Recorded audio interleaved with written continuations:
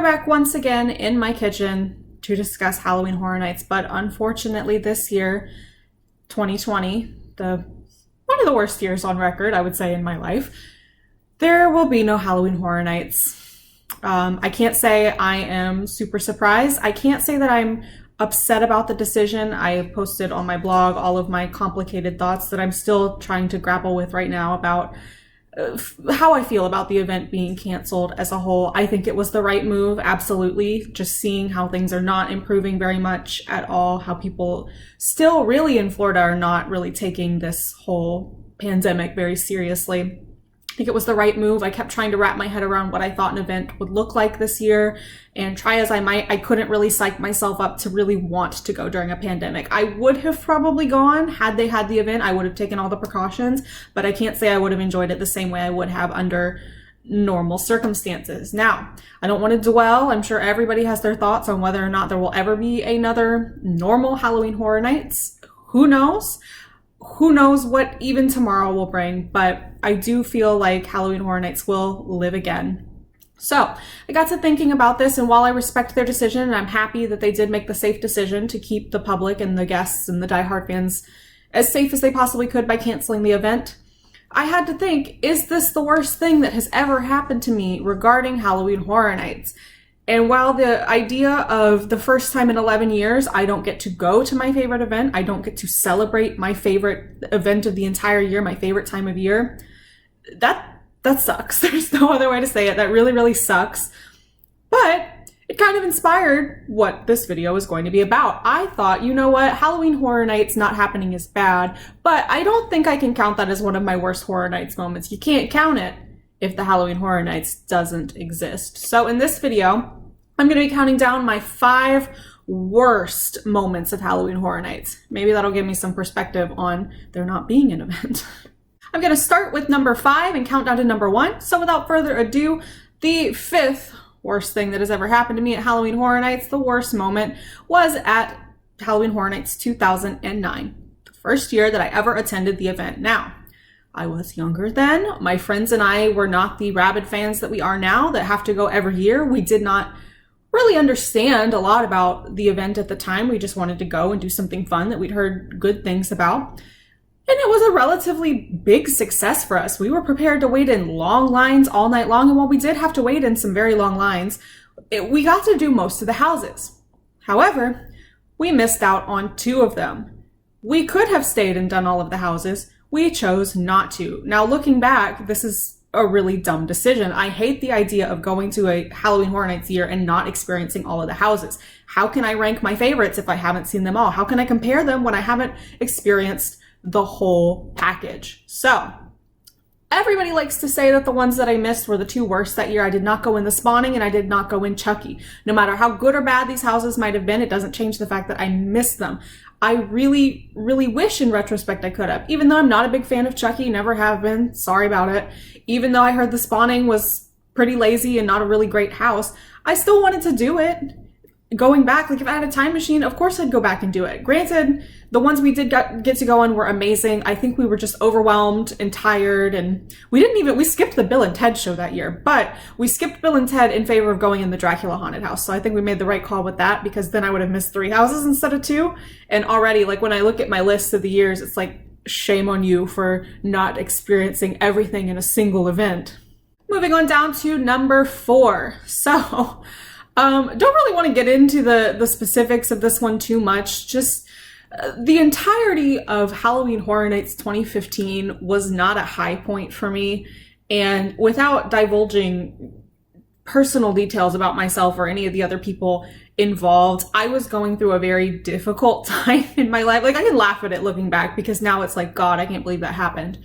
But I was having some really bad stuff happening in my personal life. And unfortunately, the people that it involved happened to be with me on this trip that we had planned already in advance to go to Halloween Horror Nights. And I was like, okay, it's gonna be fine. It was not fine. It was awful. There was just like miscommunication and hurt feelings and like outside stuff just like weighing down on the entire experience. And looking back at like totally changes my perception of that year. Like, we even say, like, we don't talk about Halloween Horror Nights 2015 within my friend group, because it was just, the houses were great. Like, I think back on that year and it had some great offerings, but there was just this like looming cloud of like angst and sadness and just like bad personal stuff that totally just like ruined that year for me. So I always try to tell myself it was a great year, just not personally. So I think like that entire year should be number 4, because it was just like really sad and I didn't even feel like myself. I was really lost around that time. And so to have that like affect my favorite time of year, that really sucks, to have like a year that's just like a wash at this point. Number 3. Now, I have talked about one of these incidents at length in my my Slaughter Cinema review. I am a fairly tolerant person. I get along with pretty much most everybody. I'm pretty chill. I do not do well with like rude people or confrontational people. Like, I'm not gonna start something, but if I need to finish it, I will.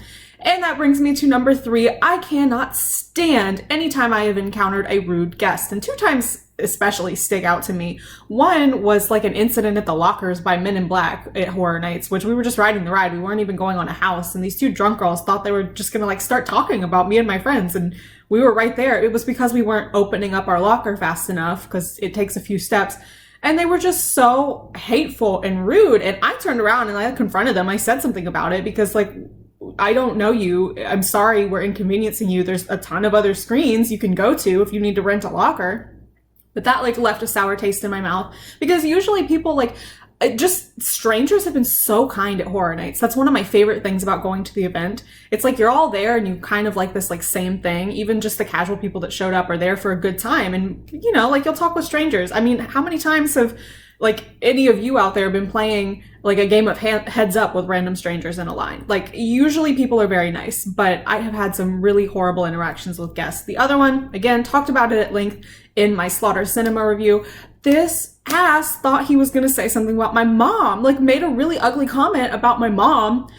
And I was livid. Like, it was like the devil took over me. I was so angry, and I just like turned around and started telling him like, am I gonna have to do something tonight in this line? Like, is this gonna escalate?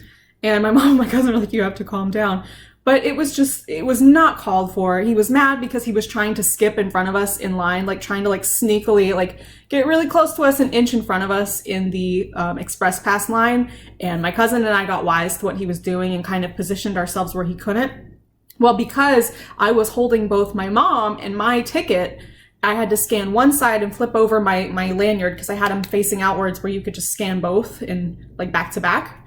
It took an extra maybe half a second, and he was angry about not being able to skip, and took that out on the fact that I had to scan 2 tickets, and decided he was going to talk about my mom. Don't talk about my mom. That's just like one of my number 1 rules. Don't talk about anybody I care about in an ugly way, because I'm not going to start something. I will finish it. I'm not crazy, I promise. Number 2, another incident that I'm sure I have talked about at length. Anybody that has been to Halloween Horror Nights knows that 99% of the time, especially on opening night, it's gonna pour down rain. Insert torrential downpour montage here. There's not gonna be any sun tonight. Probably should have wanted to keep the rain off the day. We're in a tent because it's raining. The washcloths? Yes, we stay in those washcloths. Oh, trying Kat, to please get in the tent. It's starting to rain. So what's going on? It's raining, but not as bad. Good. We'll be fine. It's raining. It's Kennedy's first Horror Nights. Are you excited? Yeah. You're not ready. I'm not ready, and it's raining. So the first night of Halloween Horror Nights 2011 was no exception to the torrential downpour on opening night rule. But this was the year I was the most ill prepared for it, which led to us, we got to go through Saws and Steam and HR Blood and Guts without incident, but we did not make it to our 3rd house without getting soaked, and like lightning struck really close when we were waiting in line for the Poe house. It was very scary. We ran to the Simpsons. We were drenched. And one of my least favorite things ever in life is having to walk in wet shoes. So the fact that this happened very shortly after the opening and we had to go the rest of the night in soaking wet shoes and soaking wet clothes, just uncomfortable. It kept raining for a while. It was just horrible. And then the other time I went back that year, it was a tropical depression was happening. Rained the entire night. It was just the year of rain. And while I look back on 2011 is one of my favorite years I've ever been to the event, my God, it was just uncomfortable. It was probably the worst rainstorm I've ever been caught in. And the fact that there was just nothing we could do about how gross we were and how wet our shoes were. Now, the next day at the hotel, because we did 2 nights, we did opening night and the second night of the event that weekend, we had to go to the laundry room in this hotel and just like put our tennis shoes in the dryer. I remember sitting on the floor at the hotel just waiting for our shoes to dry, being like so tired and just like cranky because of the night before. We made the best of it after the fact, but God, it was awful at the time. I never want to relive that. That is what inspired my rule in life. My, like, one of the top 3 rules in life is never be without an umbrella. And that's because of this incident. In fact, before we went to the event that next day after our shoes were dry, we ran to Walmart and bought like Ziploc bags, backpacks, ponchos. We were ready. And you know, the funny thing is I can't even remember if it actually rained that second night, but we were prepared. Before I reveal the number 1 worst moment I have ever had at Halloween Horror Nights, I have an honorable mention that I just really wanted to put out there because I don't know if I ever mentioned this in a video, but it's so funny, but so awful at the same time. And I didn't think it was worthy of like a top 5 spot, but I just want to talk about it. So for a few years, towards the beginning of the time I started going to the event, one of my friends who was old enough to drink at the time, I wasn't old enough to drink my first couple of years, but one of my friends was, and she would always get the light up blinky cup with the signature drink. For like 3 years in a row, her cup got stolen. One time in the Walking Dead haunted house in 2012, she had like this big cargo shorts and she put it in her pocket. Someone stole it out of her pocket while we were in the haunted house and she didn't realize until we had like gone far enough away. One time she left it on a table to go throw out some trash. Somebody stole it. I mean, her cup kept getting stolen. So it kind of became a joke that like the cup stealing hoe bag was at it again. When you go to Halloween Horror Nights, beware of those cup stealing hoe bags. And my number 1 worst Halloween Horror Nights moment of all time. So again, another story that I'm sure I've told before, but it without a doubt is the worst time that I've ever had at the event. The time I had to leave, like in the middle of the night, the second night, and spend the next day, like in the emergency, like walk-in clinic, like emergency area and get chest x-rays. So I have like asthmatic symptoms. I've never been diagnosed with like asthma proper because it developed so late in life for me. But starting in the fall of 2011, I started getting respiratory illnesses a lot. And this is something that's continued. When I get sick with something, a lot of times it does turn into bronchitis with me. So this whole pandemic has been very fun for somebody that has like asthma symptoms already. So I've been paranoid. But back then, wasn't used to it, and even used to it now. It's very scary when you can't breathe very well. And I had never experienced that before. I had, in like the couple of days leading up to opening night of Halloween Horror Nights 2012, I had been sick.